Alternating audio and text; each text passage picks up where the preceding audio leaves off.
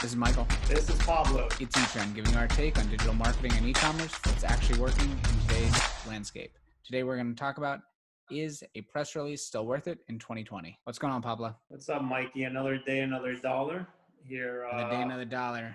What's going on? Oh, long day. But long day, dude. You know that I wish we could record our calls. Our calls seem to be such good conversations, and then we decide, hey, we should record this topic, and then sometimes, at least, it never seems as good. That's why we do these things. See if we can engage the community and hopefully provide something of value to people that watch. That's right. So I think we had a really interesting convo about press releases. So to give my 2 cents real quick, I've been doing digital marketing for over 20 years. Press releases on the digital marketing side was actually an SEO strategy for link building purposes. Then as I got more and more into business, actually public relations became, I guess, bigger, whatever you want to call it. And you heard about press releases a lot from the PR side of things. It kind of died down from the SEO side because of passing link authority, link juice, and all that stuff, right? With the no follow tags, it became more of a secondary, not even secondary. It just started phasing out as a good strategy for SEO. But I guess that's what we're going to talk about today, right? So is it really a good strategy for digital marketers or marketing departments to say, hey, we're going to spend, or should we spend $300, $400, $500 releasing a press release? And what results can that yield us? And is it even worth it? So let's get into it. What are your thoughts? So I think regarding the price standpoint of what you just mentioned, I think that $300, $400, $500, I think that's certainly something that is obtainable if you do it yourself. Obviously, if you have an agency do it, they're going to tack on their fees and it could be significantly higher from that. However, as far as a press release, what I like about it is that if you think about it, the PR companies, they were really the original form of influencers in many respects. So it's tried and true, it's proven. I think the biggest question is, once you get that press release written, obviously assuming that you get quality content to have released, where does it go? And I think that's really going to have an impact on what happens. And we had a conversation earlier, is it worth it if you were to, find someone off Fiverr or Upwork or one of these places that'll, submit it, or, who knows how they're actually getting it distributed and where it's actually going. Obviously there's, tons of media outlets that you can pay for, some sort of paid placement, and some of them will do it, some of them won't. I do agree that the link equity and the value that you would have got from the backlinks, that's not really there anymore. Even Google says, the do follow, the don't follow, they use them as guidelines, not so much as, Google will decide if it's going to follow it or not. So even if you were to get a follow link, which most of the links that you're going to get are no follow anyways, I think you shouldn't be looking at it from the link building side. And I think having a conversation about link building versus content could be a great topic, because they both play a role. But as far as what you do with that press release and what it talks about, I think you hit it on the point earlier. It's about the title, it's about the content, and is anyone going to pick it up?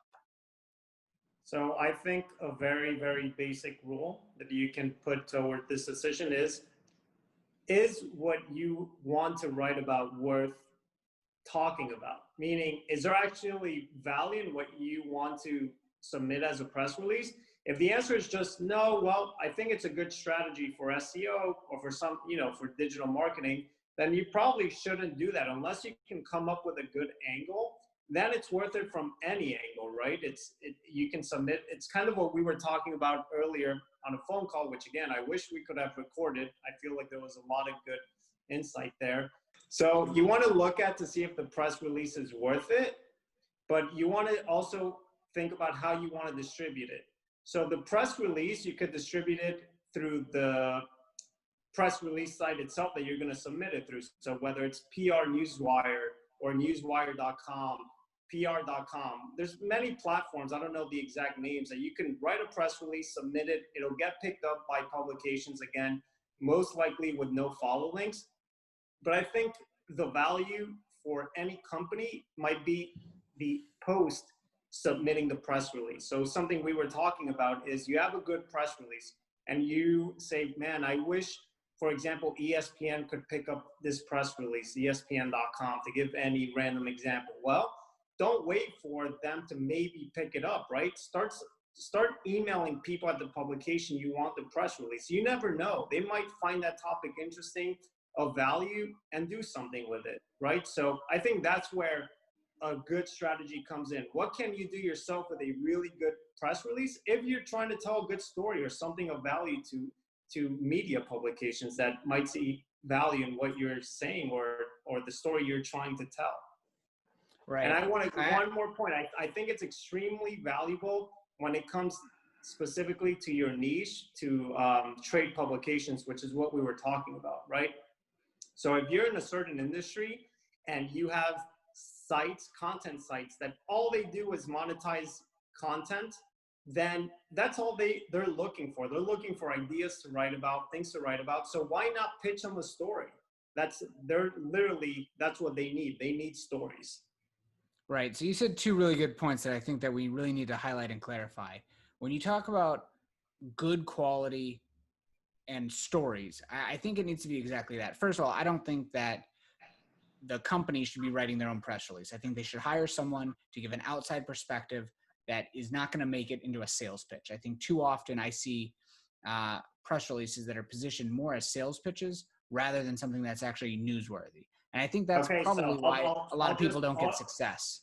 But I'll rebuttal you. I actually don't see anything wrong with the whole sales pitch unless you can put a good story around that sales pitch. Because it's okay. You might have a product that is awesome that you want to really get out to the public and have, just push that out.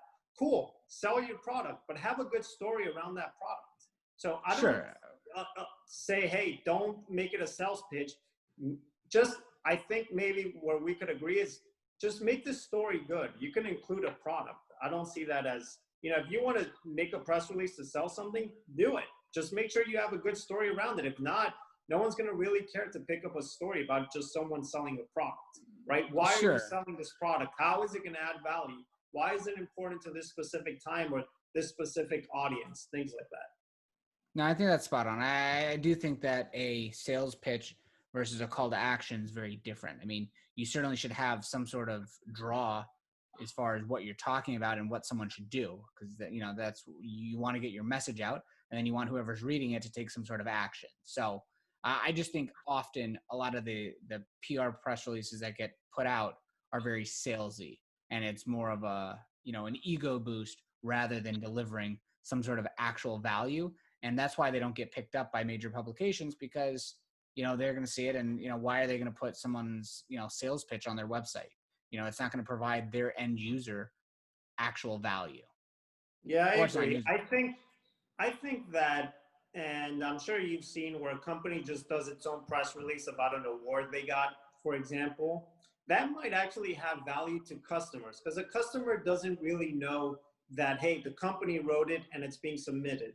So maybe from that standpoint, maybe it has value to consumers, but as far as media picking it up, absolutely. You just really need a good story to tell. Right. I agree. Cool. So is a press release worth in 2020? I say yes.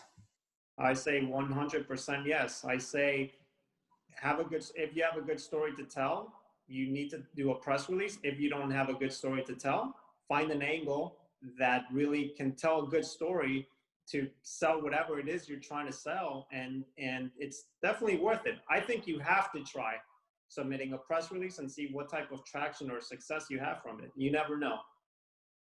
Awesome. All right, Mikey. Till next time. Until next time.